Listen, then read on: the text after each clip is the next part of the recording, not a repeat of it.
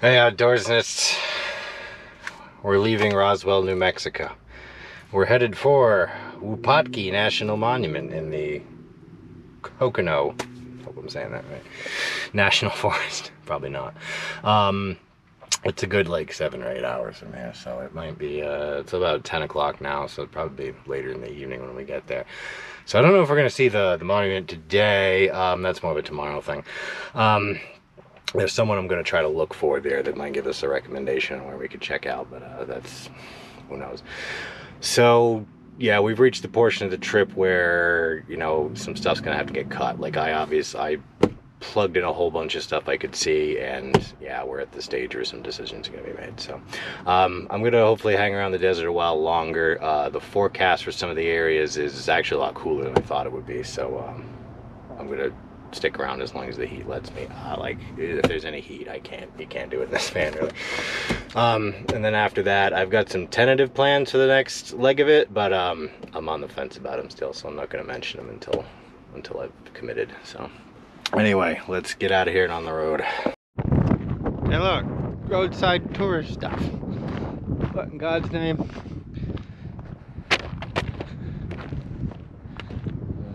It's not really, yeah, stay the hell out of here. It's like a guy, cowboy, covered in stickers and crap. Close. There's another one over there. So he doesn't have a gun, but that one over there is active, so he could get shot. So I think he's supposed to be like shooting that guy. That is a baffling thing. I don't know what to think of that. So we're at the Petrified Forest National Park, Painted Desert Visitor Center. It has a gas station, like not a big one, but that's why I came here. I followed the signs for gas. I was thinking I'd find a normal gas station, but it took me here. I was like, what the hell's going on? But yeah, got gas. I'm gonna go use the facilities. About an hour and a half from Flagstaff. Anyway, I did get some, I did buy something in the gift center. I got me some sarsaparilla. I've never had sarsaparilla. I'm not quite sure what it is. I think it's like a root beer type deal, but I'm gonna drink that. You know what? Because we haven't done anything interesting in a while.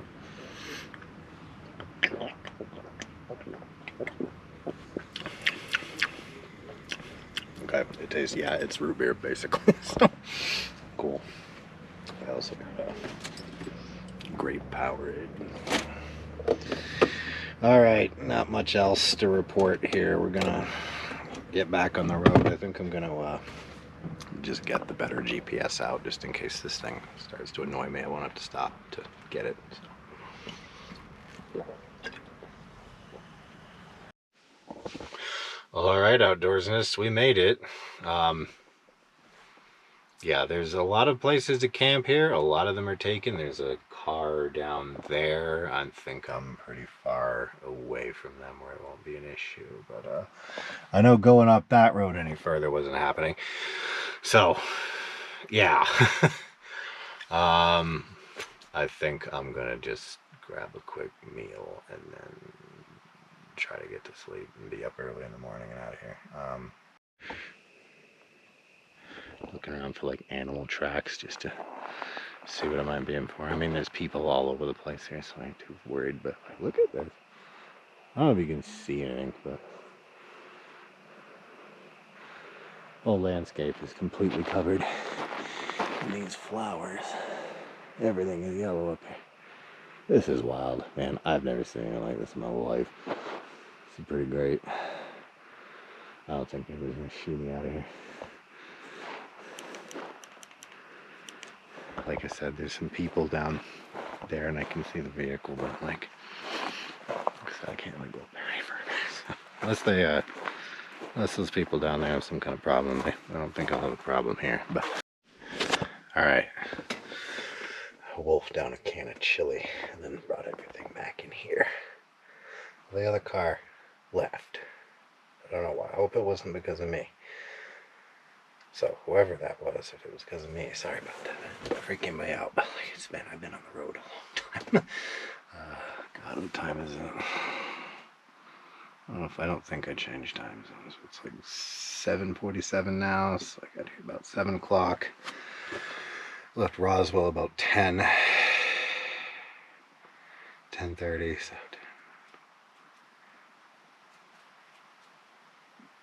yeah, it's like 9 hours of driving. So I'm just gonna sleep and hopefully be up early and just get the hell out of here and then head up to the monument I want to see and ask for the person I was hoping to look for. So yeah. Good morning, outdoorsinists. It's like, I don't know. Check before I turn on the camera. It's probably like 7-ish. Yeah, 6:56. I had a pretty good night's sleep. I woke up maybe I had a pretty good night. It's about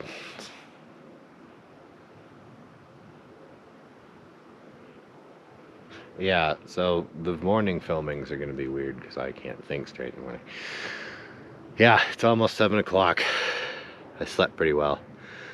Woke up a handful of times, but then again, I went to bed extremely early for what I normally do, so that made sense.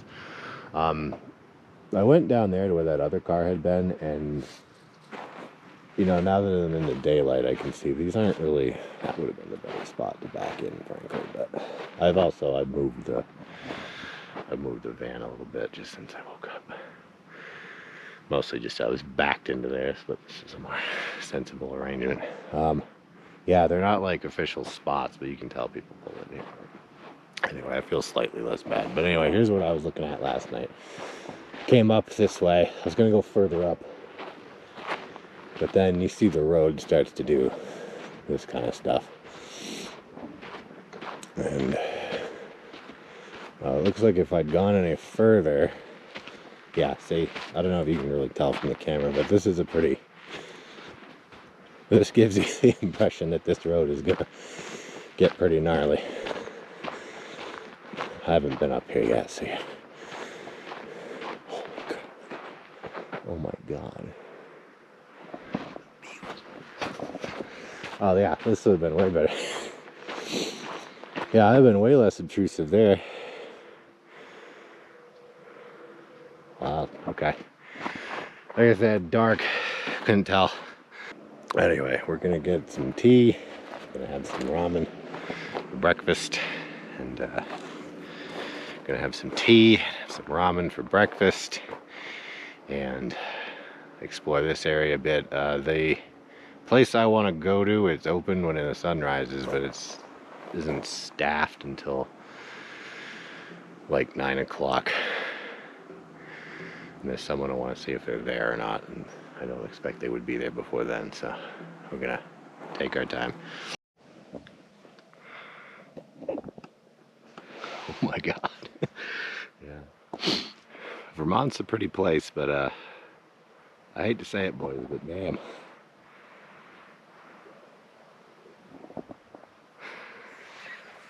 This is something else. There's an RV and a Jeep over there as you get to the top of the hill. That looks like a real camping spot. If I come back here, it looks like if you go up farther enough, you get your pickup spots. This road looks, you could probably get the van up, but I don't know if I go much further than that, frankly, just because of the rut in the middle.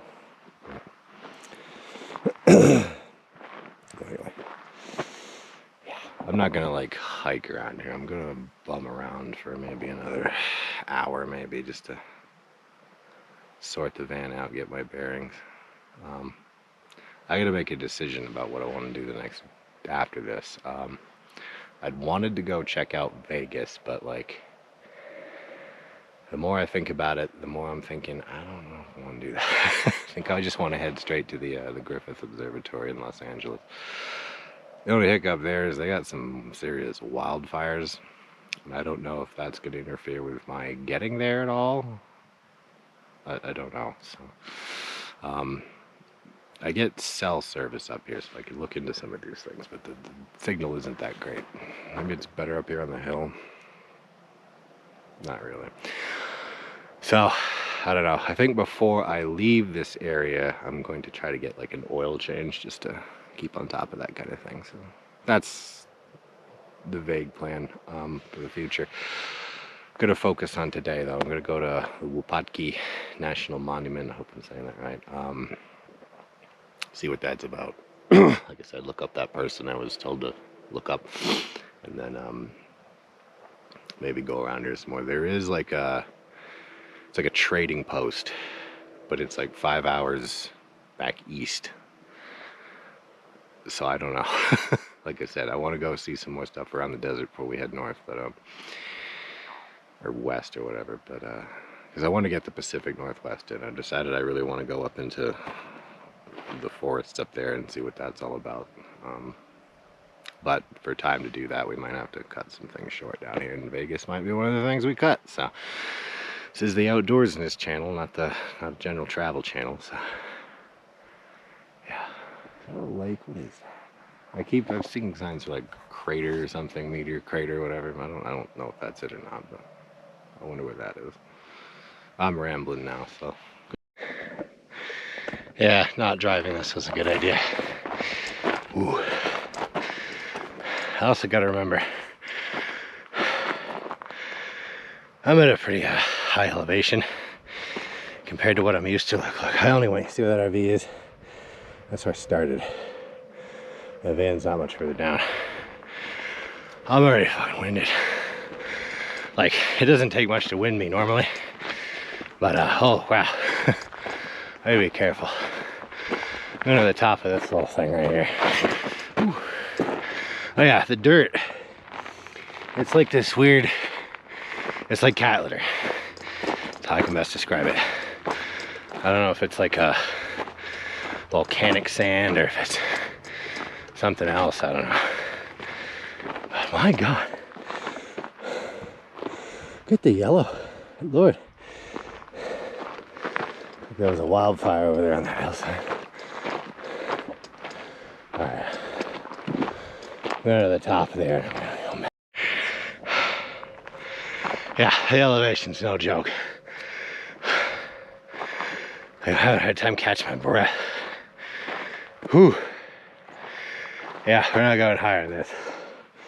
Hell no. I don't know if I could really. Maybe go up there, but I think even if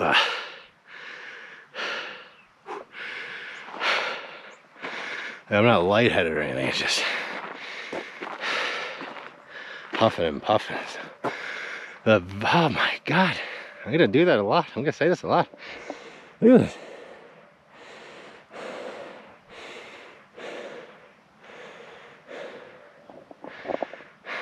Amazing. Can't say enough.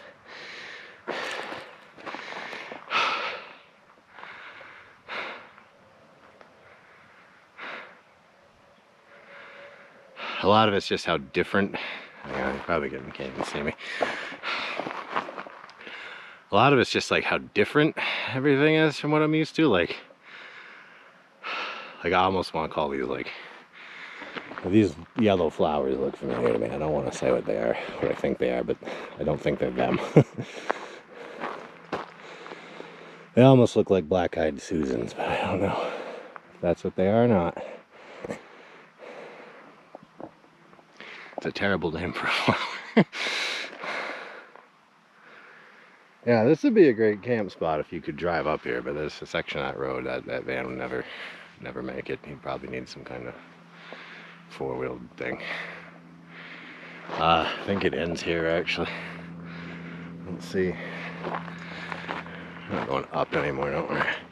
Okay, I guess it kind of loops around, but you can see from the flowers, like, I don't think it gets a lot of traffic lately.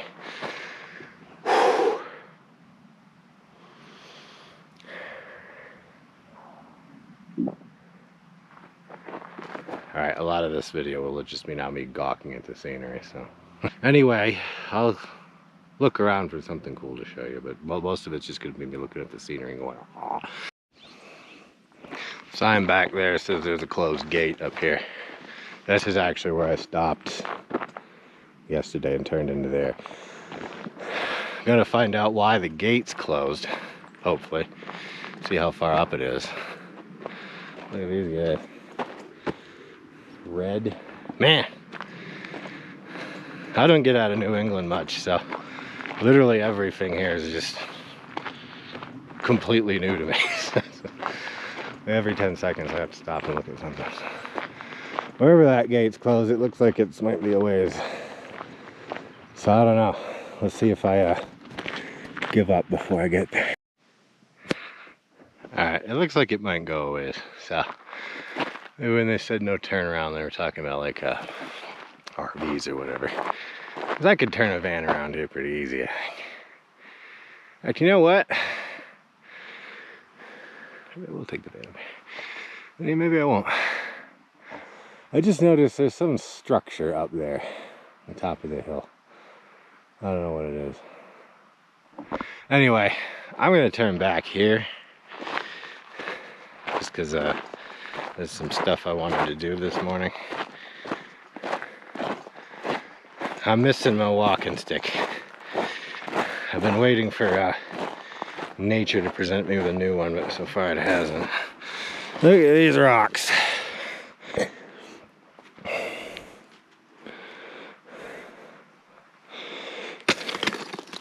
They're all like that. Some smaller, some bigger.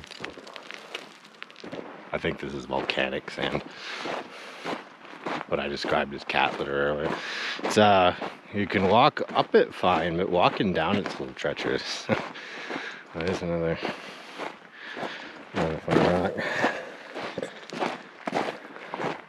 Even the rocks are fascinating. So I pulled over to deal with another problem, and ants were all in my trash bag. Yeah, they tell you to be careful of bears and stuff like that, but yeah. Normally I'd burn this, but that's inadvisable out here. So I've got a solution to this.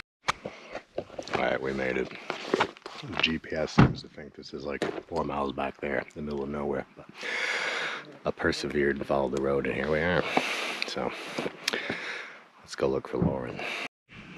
Alright, unfortunately Lauren is not here. She is out on a training. Isn't even in the state according to the folks there. So oh well, that's fine. This place was pretty cool anyway. Got me a Pueblo Trail guide, so yeah, let's do this. We're gonna pack a little more water just so we don't be one of those people, you know what I mean? Alright, so what's the deal with this place anyway? So according to this book, sometime around the 1100s, you're talking a long time ago. Oh, it's pronounced Wupatki, by the way. I don't know what I've been saying, but that's how you say it. Apparently this place was all about agriculture around the 1100s. All kinds of different cultures and people were able to farm here. They don't do that anymore for some reason. I don't know why. Maybe nobody does, maybe somebody does. But anyway, walk the trail and see what's left of it. Okay, so this is called grab. Okay, guess what I don't have to do anymore is kidnap a botanist and drag him around the desert with me and tell me what this stuff is. So hopefully a lot of these signs are going to clear up some of these mysteries I've been having.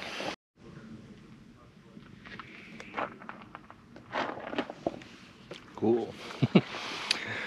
Yeah, it's too bad this Lauren person isn't available to tell me about the cool things that most tourists don't see, but you know what? The stuff for the tourists is pretty cool too.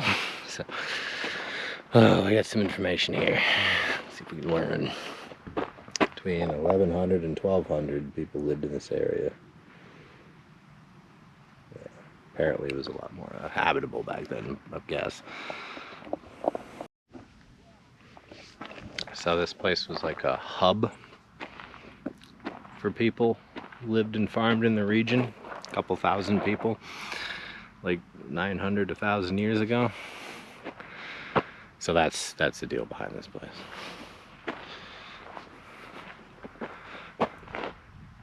So what you're looking at right there was built by the old people that used to live here. Stay on the trail, stay off the walls, do not pick up pottery. Okay. cool if we see some pottery. According to the guidebook, there's a petroglyph in this rock. I think that's him right there. They don't want you touching him, so that's been carved there a very long time.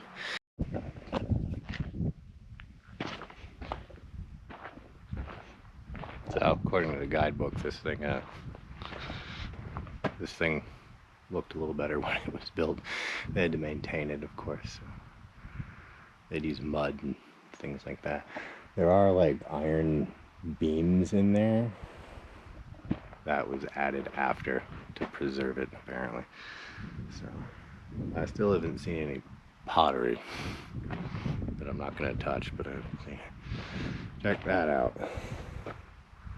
That to me almost looks like a drainage swale, doesn't it? I have no idea. I've seen other videos people do where they crawl around things like these and they speculate on what it was used for. I don't know. Don't take my word for anything. So, it's pretty neat. Looks like almost a bricked over a natural phenomenon. Like that looks like it was natural, and then the people laid bricks over it to make it a little more suitable to what they were doing with it. Again, I have no idea what I'm talking about, but best guess. Alright, so why did I come here? Of all places down here I could have come. One, it was because I was recommended I find that lower-end person, and they would, you know, direct me to some place most people don't see. But that's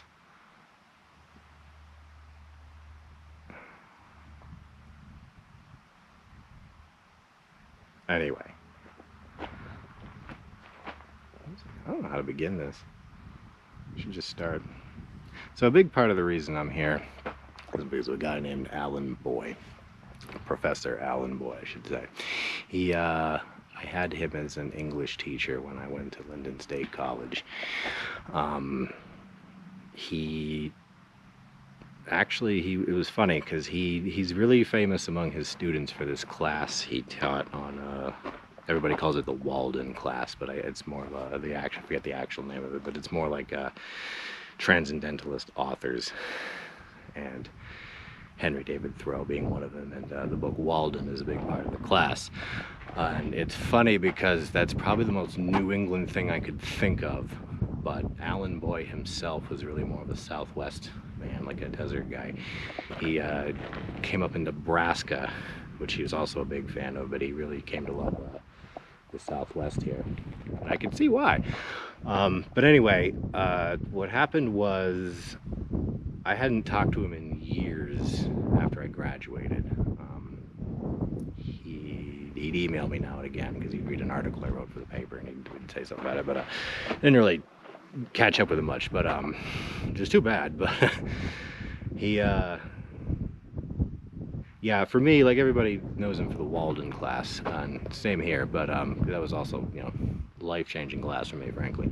But a bigger deal for me was his journalism classes. That's really what turned me on to being a reporter, being a journalist. So I've got kind of him to thank / blame for the path my life took. So yeah, like I said, we didn't like hang out a lot or anything like that, or if at all, really. And he was mostly a teacher-student relationship. But among the teachers that have had an influence in my life, he's probably close to #1, if not #1. So yeah, anyway, he gave me a whole list of places to check out down here. I'm going to try to check out more than this one, but just the distances between them are nothing to sneeze at, and I got some other stuff on the West Coast I want to check out. But long story short, earlier this year I got a message from a good friend of his who I'd had a lot of classes with in college, incidentally, and she mentioned he'd been sick for a while, and his what was it then? So I got a message from a classmate saying, you know, Alan's health had kind of gotten to the point where, you know, you can see the writing on the wall, you know, days are numbered kind of thing. And he said he might like a letter from me. So, you know, I don't normally write letters to people or anything like that, but I decided, okay, yeah, Alan Boyle, I'll write Alan Boyle a letter. So, so I wrote Alan Boyle a letter. I didn't mention it's being sick or anything like that. I just said, hey, Alan, I heard you turn in 75 or whatever it was. I haven't seen you in a while, blah, blah, blah. I told him how my life's been going, just because he's, you know, he's one of those teachers who's kind of interested in his students after they leave. One of the benefits of going to a small college is, you know, people actually give a crap about their teachers and their students. Maybe they do at big ones too, I don't know. But anyway, he wrote me back a letter, and it was the absolute nicest letter anyone has ever wrote me. Absolute nicest things anyone's ever said about me. I briefly wondered if he hadn't confused me for someone else, because I'm reading, I'm like, wait a minute, what are you talking about? Anyway, I still have the letter, and I'm glad I do. But anyway, he invited me to come see his so-called straw bale house, which in my head, it was always a house built out of those hay bales they put out in the cow fields, but not really. It's like one of those adobe houses, but the inside of it is made up of the straw, the square bales. So anyway, he wrote a book about. He wrote a lot of books. He wrote a book about the building of this. You can find it on Amazon. I've got to get around to reading it because it sounds pretty interesting. But I actually brought it with me.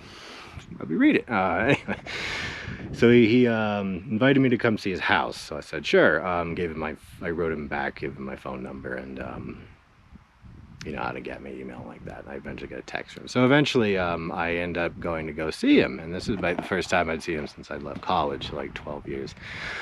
So he showed me all through his straw bale house. We saw his wife Linda. Yeah, and we were just jockeying, catting up, and I'm very glad I did that because a couple months later, not even months, maybe weeks, not long, I got a message from that same woman who'd reached out to me the first time saying he'd passed away. So, you know, when someone says, you know, I think I maybe got 1 or 2 years left in me, yeah, that's on the outside. It can be a couple months, weeks. So I don't know what the moral of the story is. Maybe, you know, catch up with people when you can. But anyway, I'm glad for the time I had. So I'm glad he told me about this place. So anyway, let's go look around and I'll tell some funny Alan Boy stories. So according to my guidebook, that structure up there is only like the centerpiece. There was all kinds of houses, family houses around, and there's even other like settlements, pueblos I should say, and they don't know how the pueblos were connected. They don't know if they were active at the same times or if they competed or whatever. Anyway, Alan Boy, so this Walden class I was talking about, it culminates in a trip to Walden Pond down in Connecticut where Henry David Thoreau, or Hank as Alan has trained me to call him, had his little cabin with his beans and his hoeing and all that. Anyway, so we're doing we all, the whole class, we go to dinner at Applebee's, and someone told them it was Alan's birthday. It wasn't. So they come out singing the happy birthday, and you see Alan just kind of like look around. He's got this look on his face like, what jackass is getting a birthday? And then you can just see on his face, his face changes. He realizes they're coming to us and they're going to sing to him and give him a little birthday cake. He had a great sense of humor. He was one of those classic English teachers. You know, just about every English teacher I've ever had was like, you know, half crazy and would spend half the class telling you some wild ass story about their life or something that happened to them, and you were pretty enthralled, and you'd learn better that way. You'd learn whatever English stuff they were going to teach you before or after, just because you had a wild story to go with it. So yeah, Alan was pretty masterful at that. So okay, brief aside, volunteer just told me about this.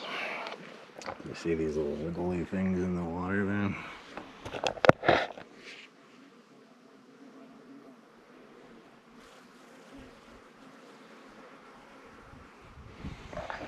I wasn't sure the name of them. They begin with a T, but they live in the mud, and they only come up when there's a pool like this. And they breed. When the water dries up, they die, But then they've laid their eggs, and the eggs wait till the rains come again, and they repeat the cycle. They almost look like horseshoe crabs.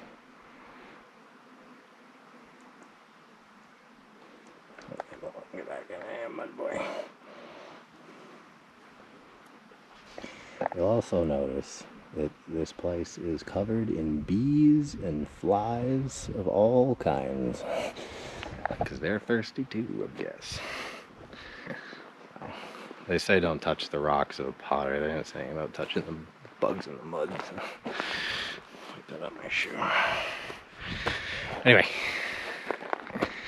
So, if I were Alan Boy, now we're going to tell you about the secret bugs in the pond. What I do is I'd say something like, okay, now these bugs, he'd stop, he'd go to the door at the front of the room, he'd like look out in the hallway and check in for administrators, and then he'd come back and he'd tell us students whatever he wasn't supposed to tell us. So yeah, his classes are always pretty interesting. Very charming man. I was at his celebration of life in, I forget, April maybe. It was the flood weekend. If you remember the flood video, that was the other thing I had to do. I didn't want to mention it then because frankly his passing left me with a lot to think about. I wasn't sure what to say. You know, I never did plan what to say. I'm kind of winging this. So anyway, bit of a rebel, that Alan. He'd tell you stuff he wasn't supposed to tell you. When he was the advisor for our newspaper, though, he had a rule: he wouldn't give us any tips. We had to figure that out on our own. So the guides and the plaques all call these circular things ball courts. They were for anything from ball games to ceremonies to, I don't know, activities. Room for activities. What's this? A blowhole. Miles of underground earth cracks. Groundwater. I stick my face over this so I get my face blown. There's a gate there. Yeah, that would be a terrible place to drop your keys. I get a feeling they don't want you walking out there. No entry, yep. According to that volunteer just now, they're actually going to close that visitor center in 2 days due to a lack of staffing. Huh. I was about to say, I'd be happy to staff a place like that. I don't know if that's true or not. I don't know any other details other than that. I don't know if they mean closed for the season, if they mean closed so they find some staff. I don't know what the story is. So one of the things I remember about Alan Boy's journalism classes was how he was sort of explaining, you know, how to frame a story, who the audience is, things like that. And he was telling us how he invented what he called his concentric circles of concern. And it's not a perfect theory, but it kind of functions like this. So you're at the center of your circle. You're the center of your concern most times. So like when there's some horrible danger occurs, you know, your first animal instinct is to like save your own butt. So, you know, how does this danger apply to me? And then, you know, the next circle out's like your kids, and then further out, you know, family, friends, neighbors, people in the same town as you, country as you. It's kind of why, like, you know, a water main break down the street bothers me a lot more than a tsunami in Asia. I mean, it's too far. You know, obviously the tsunami's worse, but yeah, it's just kind of how people tend to think. And the story he told that illustrates this, he was saying to us, I guess he was living somewhere out west, maybe it was, I don't know where, but wherever he was with his wife, and I think they had some kids at the time, and they were in a building, and there was some kind of earthquake, and it was a pretty alarming earthquake. And they all went running out of the building, he said. And he says, I remember running out of the building and turning around. And he says, I see my wife carrying the 2 children with her. And she goes, you jumped over the children. Or something like that. So, kind of illustrate his point where, you know, when the thing's exploding, your first instinct is you duck. You don't, you know, obviously some people, they do whatever in a panic situation, but, and this applies to anything, you know, like I said, you know, water main break down the street for me versus, you know, tsunami 2,000, 3,000, 4,000 miles away. Just how people tend to think about that. So it's one thing I remember from his journalism classes. All right, guidebook says you can go in here. Does it? Let me just make sure. You may enter this room. Yeah, okay, that's like I thought. The rock outcrop was natural, and then they built around it. Which, funny enough, is how I like to play Minecraft. When I play Minecraft, I like to work with the geography.